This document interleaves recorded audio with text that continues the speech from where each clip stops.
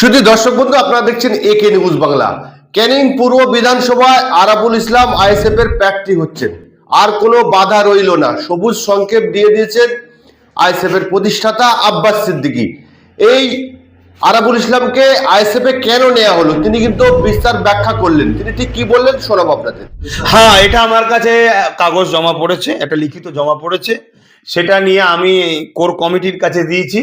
কেন আমি একা কোনো ডিসিশন বিষয় নিতে চাইছি না, কেন অনেক কিছুর ব্যাপার আছে। তো সেই জায়গায় আমার একটা কোর কমিটি আছে। আমি জানি আমার কথা হয়তো সবাই মানে বা শোনে বা বললে প্রাধান্য দেবে, কিন্তু আমি কোর কমিটির কাছে পাঠিয়েছি।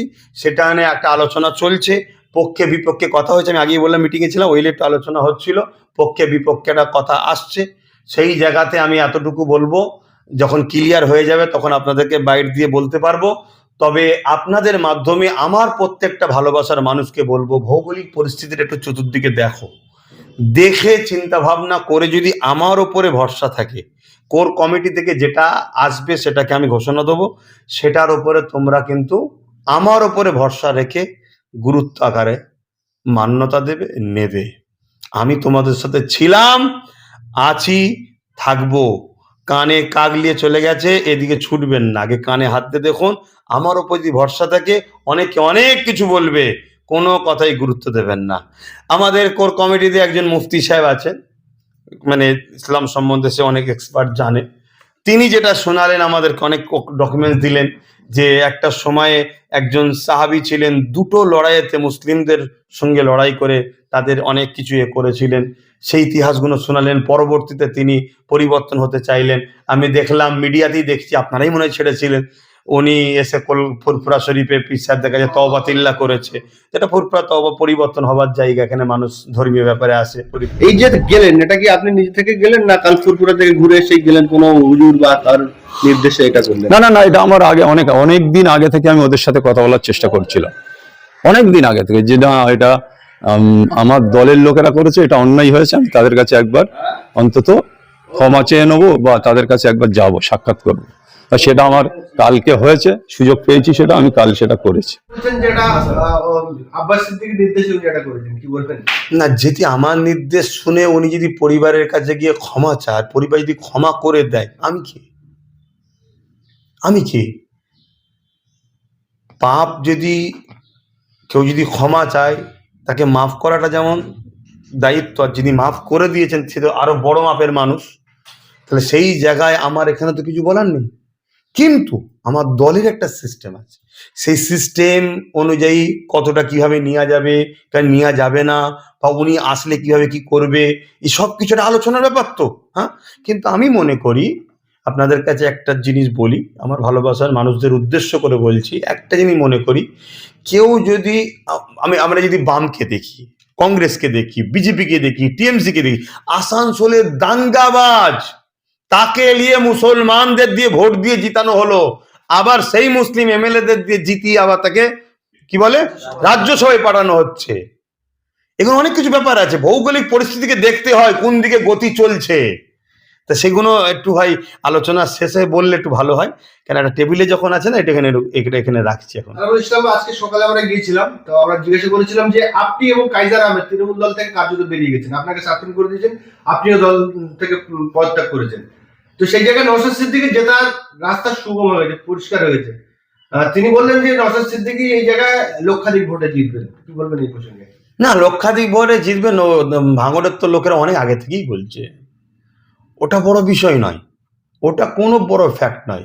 আপনি ভাঙড়ের নেতৃত্বদের কাছে খবর নেবেন, এবং ভাঙড়ের নেতৃত্বের সঙ্গে আমরা বসেছি, দেখেছি, ভাঙড়ের নেতৃত্বরা আজ থেকে 6 মাস নয়, 1 বছর আগে তারা প্রস্তুত, সমস্ত মোকাবেলায় প্রস্তুত তারা জিতার জন্য। আপনি বলেছিলেন যে কথা বুঝে আসছে, 1 মিনিট। তা সেই জায়গায় ওটা বিষয় না। কেউ যদি বলে যে আমি পরিবর্তন হতে চাইছি, খারাপ থেকে ভালোর দিকে আসতে চাইছি, দেখুন আমরা দেখছি টিএমসি থেকে চলে যাচ্ছে হচ্ছে বিজেপিতে, কোনো কিছু নয়, কি হলো, সব দুর্নীতি ফুর্নীতি সংশোধন হয়ে গেল। আবার বিজেপি থেকে দাঙ্গাবাজ টিএমসিতে চলে এলে সেকুলার হয়ে যাচ্ছে তো নাকি, দেখছি আমরা। তো সেই জায়গায় একজন যদি তার ধর্মের সর্বোচ্চ পূর্ব ভারতের পীঠস্থান বড়, সেখানে যদি তার মান্যে তার বিশ্বাসের পীর সাহেবের কাছে, মুর্শিদের কাছে, শায়েখের কাছে যদি সে বায়াত হয়ে ক্ষমা চায়, তওবা করে, এবং যারা মেরে যাদের সঙ্গে ঝগড়া হয়েছে সেই টিমে তো ছিল এক সময়, এখন এর দ্বারা কি হয়েছে না সেটা আল্লাহ জানে, সেখানে যদি ক্ষমা আছে সে পরিবার তাকে মাফ করে দেয়, এলাকার সাধারণ জনগণের রিপোর্ট একটা নেওয়া হচ্ছে, তাদের মধ্যে থেকে কি রিপোর্ট আছে বেশিরভাগ মানুষই বলছে ভেবেচিন্তে দেখুন আপনারা, তাহলে সেই জায়গায় একটা আলোচনা নেগেটিভ কি বলে পজিটিভের দিকে হওয়াটা সম্ভব। কিন্তু তারপরেও কিন্তু আমি বললাম আমিকে ঠেলে দিলেও আমার একটা কোর কমিটি আছে, আমি সেখানে কাগজ ফেলেছি, সেখানে আলোচনা একটা ধাপ হয়েছে, নামাজের জন্য বিরত ছিল, তারপরে আবার আলোচনা হবে, হয়ে যেটা ফাইসাল্লাহ হবে সেটা আপনাদেরকে জানাবো। বেশ কিছু রাজনৈতিক বিশেষজ্ঞরা বলছেন যে Mamata Banerjee rough and tough রাজনীতি করেন, সূর্যকান্ত মিশ্রকে টার্গেট করে হারিয়েছে, অজিত চৌধুরীকে টার্গেট করে হারিয়েছে, মোহাম্মদ সেলিমকে টার্গেট করে হারিয়েছে, নওশাদ সিদ্দিকীও টার্গেটে ছিল, সেই আকার ইঙ্গিত কিন্তু আমরা পাচ্ছিলাম। বারবার বলছিল ভাঙড় জিততে হবে, অভিষেক বন্দ্যোপাধ্যায় বলেছেন। সেই জায়গায় আরাবুল এবং কাইজার আহমেদ কার্যত তৃণমূল থেকে বেরিয়ে গিয়ে নওশাদকে একদম ফ্রি করে দিলেন। দেখুন আমি আবার বলছি, যদি আপনার কথা এটা হয় যে মমতা টার্গেট করে হারায়, তাহলে মমতাকে শুভেন্দুকে টার্গেট নিয়েছিল, এটা তাহলে আপনার প্রশ্নতে মনে হচ্ছে এটা টার্গেট নয়। ঠিক, যদি টার্গেট হতো শুভেন্দু তাহলে হারতো, তাহলে মমতাই শুভেন্দুকে জিতিয়েছে, এটা তাহলে স্বীকার করতে হবে। তৃতীয় নম্বর কথা আমি আবার বলছি, সংসদীয় রাজনীতিতে একটা ভোটও ফ্যাক্ট, ঠিক তো নাকি, একটা ভোটও ফ্যাক্ট। আমি কোনো জিনিসকে ছোট বড় করে দেখছি না, কিন্তু আমি বলছি কে ফ্রি নয় ওটা পরের বিষয়, যেটা আলোচনা ক্লিয়ার হয়নি সে বিষয়ে আমি কিছু ক্লিয়ার কথা দিতে পারছি না। সাধারণ মানুষকে শুনে, মুসলিম সমাজকে ভয় দেখাতে গেলে একটাই রাস্তা, বিজেপি।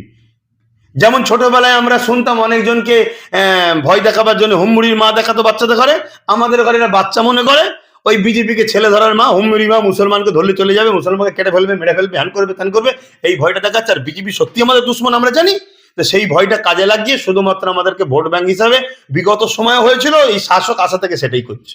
এই যে ভোট মুখে মহাজের ভাতা 500 এবং পুরোহিত ভাতা, এটা কেমন? ভিক্ষা। দিল্লিতে যত সম্ভব শুনেছি 18,000, উত্তরপ্রদেশে যত সম্ভব শুনেছি 12,000-13,000। কথা বুঝে আসছে?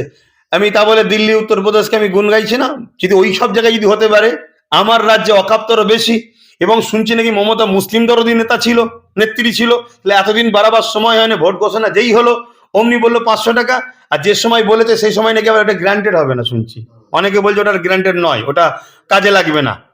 তারপরে দ্বিতীয় নম্বর কথা হচ্ছে দিয়ে দেবে বলছে যে সময়, ওটাও নাকি গ্রান্টেড না। এটা শুধুমাত্র মানুষ শোনেন, মানে এমন একটা জিনিস হচ্ছে যেন মুসলমানরা সত্যি বুকা, আর সত্যি যদি বুকা হয়, বুকা সাজবে, আর কি করা যেতে পারে। আলেম ওলামা ইমাম মুয়াজ্জিন যদি সত্যি বুকা হয় তাহলে বুকা হবে, কিন্তু এই ভিক্ষাটা নিয়ে আপনার চলবে তো? গ্যাস পাওয়াই যাচ্ছে না, তেল মনে হচ্ছে এরম যদি চলতে থাকে ওটাও পাওয়া যাবে না। এবং শুনছি, আমি অতটা ডিপে জানি না, অন্যান্য রাজ্যের থেকে নাকি আমার রাজ্যে তেলের দাম আরো বেশি। কথা বুঝে আসছে? তাহলে কি ব্যাপার? কারেন্টের বিলের কি দাম, সবকিছু জিনিসের কি দাম বাড়ছে। আপনাকে যুবকদের ঘরে 15,000 টাকা 1500 টাকা করে মাসে দেবে বললো, যেই নিলেন কিছু লোক নেওয়ার পরে এখন বন্ধ হয়ে গেছে আবার শুনলাম। তা যেই নিলেন, নিবার পরে মোটরসাইকেলে তেল ভরে যেই বেরোলেন আপনি 3,000 ফাইন। তো আপনার তো 1,500 দিয়ে 3,000 তুলবে বলে রাস্তায় লোক দাঁড় করে রেখেছে, যেই আপনি দিয়ে বেরিয়েছেন, হেলমেট থাক যাই থাক, কিছু না কিছু খুঁত তো আছে রে বাবা, যদি নাও পাওয়া যায় বলে বুট নেই কেন, দে 3,000 তো গেল তো।